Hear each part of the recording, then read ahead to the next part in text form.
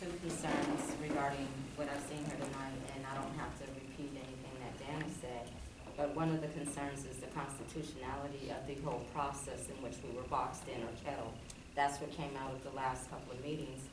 And what we found was that the phraseology and the language that's used in the process in which we used under the concern, our concern when we went to independent police review that Monday following that kettling that Saturday was that we knew, because we had already been going to the meetings, we had already been engaged with the CRC process, we already knew what the COAS directives were going to be as community engagement, and we felt like as community members through all of that engagement that the system couldn't properly work for us.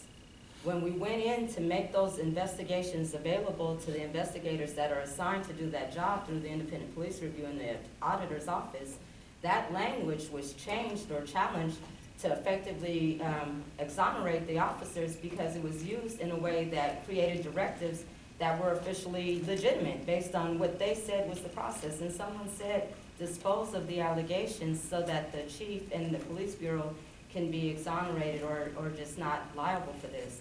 I think that as your board sits here, one of the things that I asked for was to make sure that you guys draft or review your bylaws to find out if the question of constitutionality comes up in any of these processes, that you might have to render the opportunity for a higher court to deal with this. You might need to say that this issue needs to be referred to a federal judge or somebody that deals with constitutional law. Because if you guys effectively make a decision that is ineffective because of a policy or process or phraseology and directives and corruption, the words that came out of the process last time that we were here was constitutionality, criminality, unconstitutional. I can't do this because I don't believe that I am supposed to. Well, with those type of questions coming from your board, you have to research your laws based on your orders and your directives. Then you also have to find out if you need to speak to somebody on a higher standard. There's judges, the city's attorney, if they don't have anything to back up what we ask for as citizens. I know that you guys, you take care of their business, but we pay you to handle their business. We pay the city attorneys basically to prosecute us as criminals when these guys call us criminals. And this system supports that handling, that investigation process. It's clearly not working. So that needs to be challenged. I don't think that you can make a decision to take this and delay process. It seems like from the time that we came directly from a Saturday night protest to a Monday morning process of using our civil duty, we've been denied justice through the delay of justice. Like nobody's looked for justice to help us. This process is flawed. You guys said that. The language is flawed. So our justice has been denied since November of 2014. We intentionally came through this process to see if this process could treat us decently. It hasn't. And everybody here knows that. So I think that the terminology and everything that these guys need to be dealing with needs to be in federal court at this point. Give us the respect to give the community members that type of directive on the record so that we can seek justice.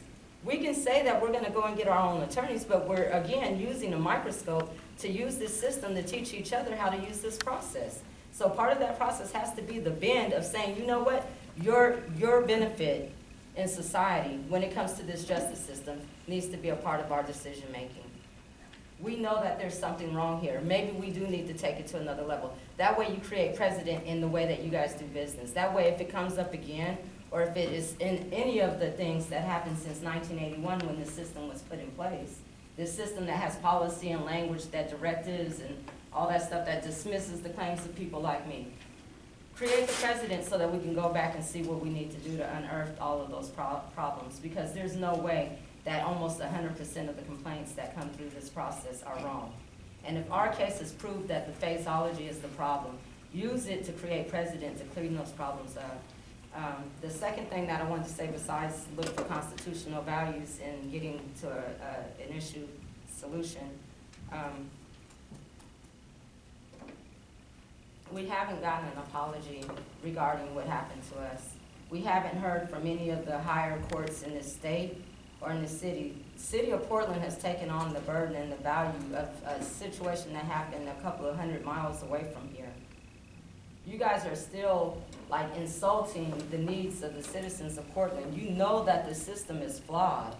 At some point, when are you guys gonna use this system? Are we gonna indict this system at some point? Do you think there's any legal obligation for the independent police review to follow out the work that it's supposed to do, to bring an authority to value our outcomes more than this outcome? Because from what I've seen, again, it only works to support this outcome. Are you guys looking into the constitutionality of that whole process? Does that make sense to you? Because I'm frustrated with asking the same questions over and over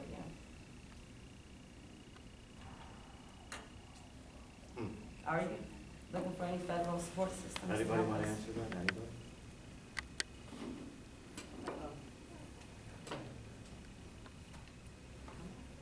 Have you thought about it? I don't know that any of us can speak on behalf of the committee, and I think at this point, we're just hearing comment, and we'll have a discussion afterwards. All right, so from the last time that we met, I asked clearly if you guys could look into any constitutionality, if it was ineffective, if it caused us to lose access to justice. If you guys understand like tort claims and all the other stuff, which I know that you do, your process said that all of the people that filed complaints because of this whole situation, that all of us were denied, like all of the cops were exonerated. We know that that was not right. What are we supposed to do right now? If you guys take this back to him, and I know that you'll answer later, so maybe write it down, but if you take it back to the police bureau and then you guys hang out and parlay and delay justice for us, how do we come back to get it? Will you guys also, will this committee, will this system be liable to any kind of federal claims of denied justice from the people that have used the system to apply for it? And just find that out for us, please.